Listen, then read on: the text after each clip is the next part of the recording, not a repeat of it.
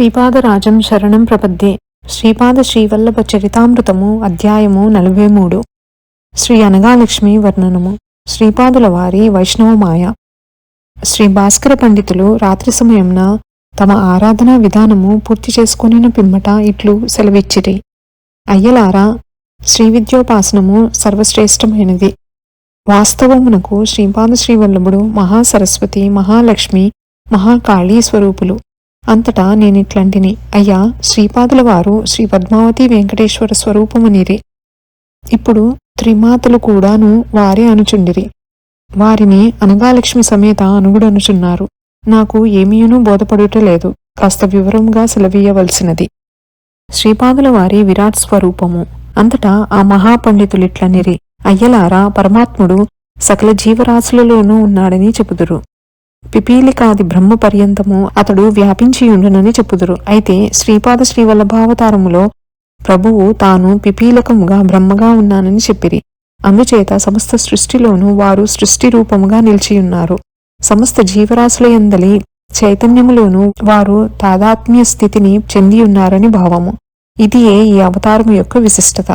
వారు సృష్టిలోని సమస్త జీవరాశులుగా ఉన్నను వారి స్పర్శ ఏ స్థాయిలోనూ జీవులకుండదు. అదియే వారి వైష్ణవమాయ. సృష్టి అందలి మర్యాదలు, పరిమితులు, వాటికి సంబంధించిన కట్టుబాట్లు మున్నగు వాటిని మన్నింపవలెనని చెప్పుదురు. మహాసరస్వతి, మహాలక్ష్మి, మహాకాళి రూపములుగా వారున్నారనుటలో అర్థము, ఏ చైతన్య పదార్థమైతే ఆయా రూపములుగా వ్యక్తమైనదో ఆ చైతన్య పదార్థమే తామని భావన. అభివ్యక్తమైన ఆయా పదార్థములతో వారు నిరంతరము తమ యోగమాయచే తాదాత్మ్య స్థితిని కలిగియుందురు. వారు మహాసరస్వతి చైతన్యముతో తాదాత్మ్యంలో నున్నప్పుడు దానికి సంబంధించిన చతుర్ముఖి బ్రహ్మస్వరూపునితో కూడా తాదాత్మ్యములో ఉందురు. అయితే అటు మహాసరస్వతి రూపంతో గాని ఇటు హిరణ్యగర్భుని రూపంతో గాని స్పర్శాబంధమును కలిగి ఉండరు. అదే విధముగా ఒకే ఆత్మ నలుగురైదుగురు పురుష రూపములతో కూడా ఆవిర్భవించునని చెప్పుదురు. ఆ ఆత్మ యొక్క శక్తి భార్యాస్వరూపముగా నలుగురైదుగురు స్త్రీ రూపములలో కూడా ఆవిర్భవించవచ్చునని చెప్పుదురు. ఏ పురుష రూపమునకు ఏ స్త్రీ రూపము సగుణ సాకారములలో విధి నిర్ణీతమై ఉన్నదో ఆయా మర్యాదలను ఖచ్చితంగా పాటించవలెనని చెప్పుదురు.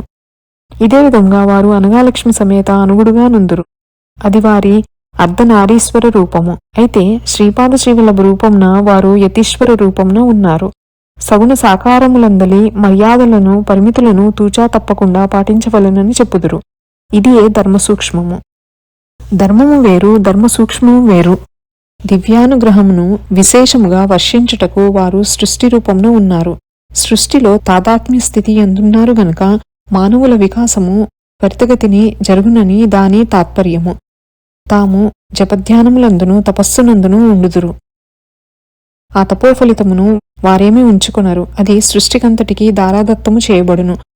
భక్తులను ఆదివ్యాధుల నుండి రక్షించుటకు తమ తపోఫలితమును దారబోసి కర్మబంధ విముక్తులను చేయుదురు. జగన్మాత యొక్క 4 శక్తులు మహాసరస్వతి, మహాలక్ష్మి, మహాకాళి, రాజరాజేశ్వరి అనునవి ఈ విశ్వములో దైవాభివ్యక్తి కోసము, విశ్వ పరిపాలన కోసము ఆవిర్భవించినవి. అంబికకు 3 స్థాయిలు కలవు. అతీతమైన స్థాయి, విశ్వస్థాయి, వ్యక్తి స్థాయి. అసలు సృష్టి జరగకముందు పరాశక్తి అతీత స్థాయిలో ఉంటుంది. పరమాత్మలో ఉన్న అనంతమైన సత్యాలను ఆమె తనలోనికి ఆకర్షించి తన చైతన్యంలో ప్రవేశించిన తరువాత ప్రపంచ సృష్టిగా జన్మిస్తుంది. సృష్టించడంలోనే ఆమె పని పూర్తి కాదు. ఆమె తనలోనికి ఆకర్షించి తన చైతన్యంలో ప్రవేశించిన తరువాత ప్రపంచ సృష్టిగా జన్మనిస్తుంది. సృష్టించడంలోనే ఆమె పని పూర్తి కాదు. జీవులందరినీ సృష్టించి తనలో వహించి వారిలో ప్రవేశించి వారిని బలపరుస్తుంది. ఇది ఆమె విశ్వస్థాయి, అనగాలక్ష్మి స్వరూపము. ఇది వ్యక్తిస్థాయిగా ఆమె మానవ వ్యక్తిత్వానికి, దివ్య ప్రకృతికి మధ్యవర్తిగా ఉంటుంది. ఇది అనగాలక్ష్మి రూపముగా ఆవిర్భవించుటలో రహస్యం. తన మూలతత్వము నుండి కొన్ని అంశాలను అవతరింపజేస్తుంది. ఆ అంశాలు నిర్వహించవలసిన పని పూర్తి అయినప్పుడు వాటిని తిరిగి తన మూలత్వంలోకి ఆకర్షిస్తుంది. అనగుని యొక్క సంకల్పం లేనిదే అనగాలక్ష్మి ఒక్క చిన్న పని కూడా చేయదు. తన ప్రభువు యొక్క సంకల్పము ఆమె నెరవేరుస్తుంది. శ్రీపాద శ్రీవల్లభ రూపంలో తల్లియును తండ్రియును కూడా తానే గనుక విశేషంగా అనుగ్రహం ఉంటుంది. అనగాలక్ష్మికి ముఖ్యంగా 3 భూమికలున్నాయి.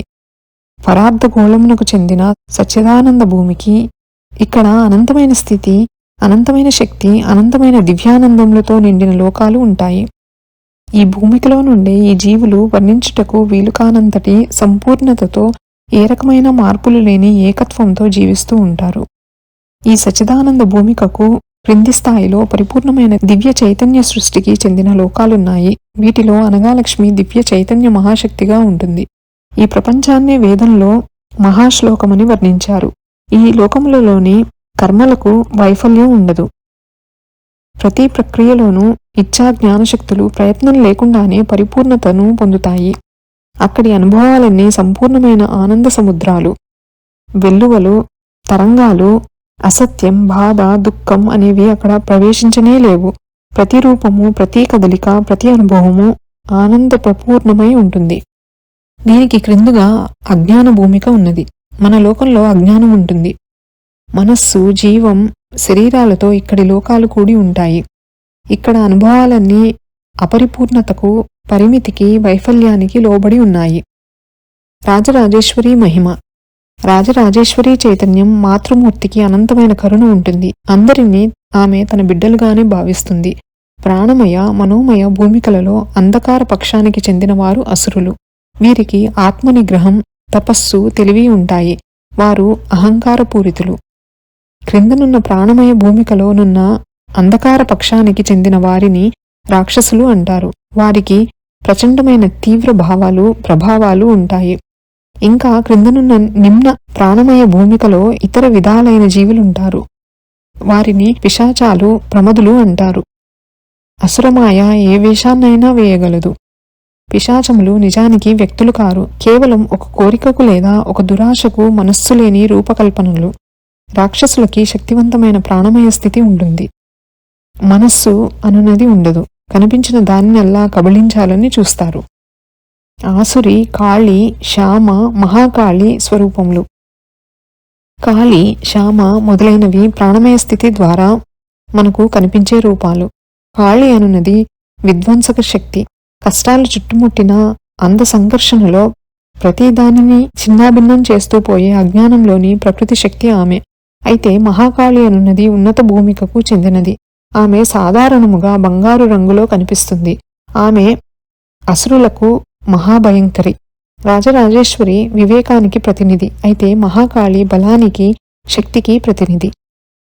ఆ మహాతల్లిలో తలమునకలయ్యేంతటి తీవ్రత, సాధించడానికి కావలసిన బ్రహ్మాండమైన భావతీవ్రత, ప్రతి పరిమితిని, ప్రతి అవరోధాన్ని చిన్నాభిన్నం చేయటానికి దూసుకువచ్చే దివ్య హింస ఉంటాయి. కాళీ శక్తిలో ఉన్నది ప్రచండ వేగంతో దైవం మీదనే మనం పాదం మోపే వరకు ఊరుకోదు. సంఘర్షణ, వినాశనముతో ఆమె ఆగిపోతుంది. అయితే మహాకాళి వేరు. శక్తికి మించిన ఆటంకాలు ఎదురైనప్పుడు, మన ప్రగతిని నిరోధించే శక్తులు విజృంభించినప్పుడు సాధకుడు తనలోనికి మహాకాళీ శక్తిని తప్పకుండా ఆహ్వానించాలి. సాధకుల స్థాయిలో భూమికకు మహాకాళి, మహాలక్ష్మి, మహాసరస్వతి స్వరూపము. మహాలక్ష్మిలో సౌందర్య శోభ ఉంటుంది. వివేకము, శక్తి సంపూర్ణత్వాన్ని పొందాలంటే సౌందర్యం ఉండాలి. అంటే ఇది లేకపోతే మనం ఎంత పరిపూర్ణతను సాధించామనుకున్న దానికి పరిపూర్ణత్వము రాదు. అంటే ఒకానొక స్థాయిలో ఒక రకమైన సమతౌల్య స్థితి ఏర్పడుతూ ఉంటుంది. దానిని ఆ స్థాయిలో పరిపూర్ణత అనుకుంటాము. అయితే అంతకంటే మరికొంచెం ఉన్నత స్థాయికి పోయినప్పుడు అక్కడ మళ్ళీ మనకు నూతన శక్తులు, నూతన పరిస్థితులు ఏర్పడుతూ ఉంటాయి. వాటికి అనుగుణంగా సరికొత్తదైన సమతౌల్య స్థితి ఏర్పడుతుంది. ఆ స్థాయిలో పరిపూర్ణత ఏర్పడుతుంది. అందుచేత పరిపూర్ణమైన పరిపూర్ణతకు మహాలక్ష్మి ప్రతీక.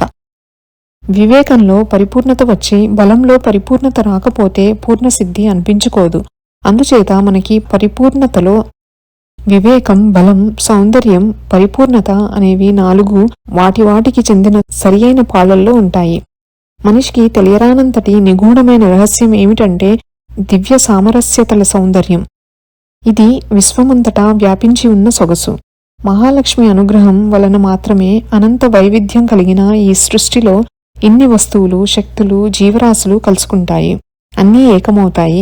ఏకత్వ స్థితి వల్ల ఆనందం కలుగుతుంది. రకరకాల వస్తువులు, శక్తులు, జీవులు అను వాటిని తమ లయలుగా, రూపాలుగా మహాలక్ష్మి మలుచుకుంటుంది. మహాలక్ష్మి పరమ ప్రేమ ఆనందాలకు అధిదేవత.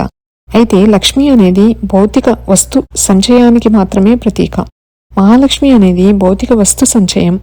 భౌతిక శక్తులు, భౌతిక జీవులు వీటిని దివ్యానంద సామరస్యానికి అనుకూలంగా మలచి దివ్య జీవనాన్ని ప్రసాదించగలిగిన మహాశక్తి. అయితే అనగాలక్ష్మి యొక్క శక్తి సంపూర్ణముగా ప్రవర్తించాలంటే వివేకము, బలము, సౌందర్యాలతో పాటు పనిలో కూడా నేర్పు ఉండాలి. వేదములలో సరస్వతీమాత గురించి ప్రశంస కూడా ఉన్నది. ఉపనిషత్తులలో ఆమెను ఉద్గీత అన్నారు. దశమహావిద్యలలో ఆమెను మాతంగి అన్నారు. ఆమె వైఖరి వాక్కునకు సంబంధించినది. అయితే మహాసరస్వతి అనేది వేరు. దివ్య నైపుణ్యానికి, ఆత్మ చైతన్య కర్మలకు మహాసరస్వతి ప్రతీక. ఈ మహాతల్లి కరుణ వలన మనకు కర్మలను నిర్వహించడంలో నేర్పు అలవడుతుంది. దివ్య జ్ఞానము వలన ఉపయోగాలు తెలుస్తాయి. ఆత్మ చైతన్యాన్ని జీవితానికి అన్వయించడం ఎలాగో తెలుస్తుంది. అనేక శక్తుల సామరస్యత వలన సంతోషం ఏ రకంగా కలుగుతుందో తెలుస్తుంది. పరివర్తనకు, పరిపూర్ణతకు ఇంకా చాలా దూరంలో ఉన్న విషయాలు, చిన్న చిన్న విషయాలలో కూడా అత్యంత శ్రద్ధ, ఇవన్నీ మహాసరస్వతికి చెందిన విషయాలు. నాయనలారా, ఆనందమనున్నది పరమేశ్వరునకు సంబంధించిన విషయం. అయితే పారవస్యమనున్నది యోగికి కలిగే అనుభవం. అసలు కోరికలు లేనివాడికి కలిగేది హర్షం. సమస్తమైన జీవులకు సుఖం అన్నది అందుబాటులో ఉన్నది. అయితే దానితో పాటు దుఃఖం కూడా అనివార్యంగా ఉన్నది. అనగాదేవి యొక్క స్వరూపము, అనుగుని స్వరూపము, అనగావ్రతము దత్తభక్తులు విధిగా ఆచరించవలసినది.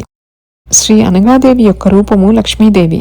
ఆమెలో రాజరాజేశ్వరి లక్షణాలు, మహాలక్ష్మి, మహాకాళి, మహాసరస్వతి లక్షణాలు నిండుగా ఉన్నవి.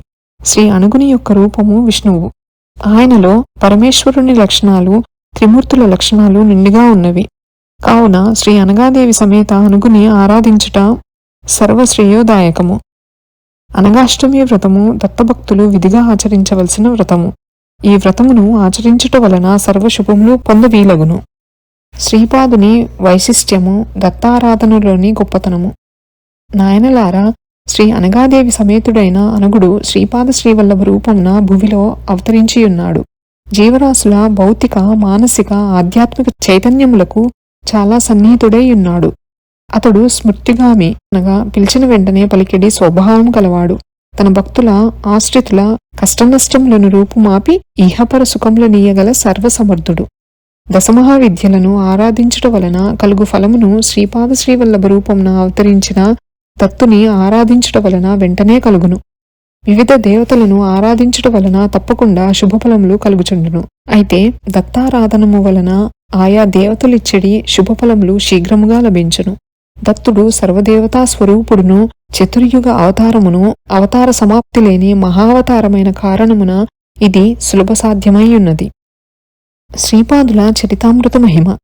నాయన శంకరభట్టు, నీవు రచించడి శ్రీపాద శ్రీవల్లభ చరితామృతమును, మహాపవిత్ర గ్రంథమును మహాయోగులు, మహాపురుషులు కూడా అధ్యయనము చేసెదరు. వారు దానిని సంధ్యాభాషకు సంబంధించిన వ్యాకరణ సహాయమున అర్థము చేసుకుందురు. వారు పొందు యోగ విభూతులు బహుచిత్ర విచిత్రమైనవిగా నుండును. భౌతిక స్థాయిలోని మనుషులు దీనిని పారాయణం చేసిన ఎడ్ల ఇహపర సుఖములను, శుభములను పొందుదురు. ఇది అక్షర సత్య గ్రంథము కనుక దీనిలోని ప్రతి అక్షరం నందును యోగశక్తి నిండియుండును. ప్రతి అక్షరమును బీజాక్షర శక్తి కలిగియుండును. ఈ పవిత్ర గ్రంథమును ఏ భాషలో చదివినను భక్తి శ్రద్ధలు కలిగి ఉన్న ఎడల ఒకే రకమైన ఫలితమునిచ్చును. ఇది ఆ మహాప్రభు యొక్క అక్షర స్వరూపము. శ్రీపాద శ్రీవల్లభులకు జయము జయము. శ్రీపాద శ్రీవల్లభ చరితామృతము 43వ అధ్యాయము సంపూర్ణము. శ్రీపాదరాజం శరణం ప్రపద్యే.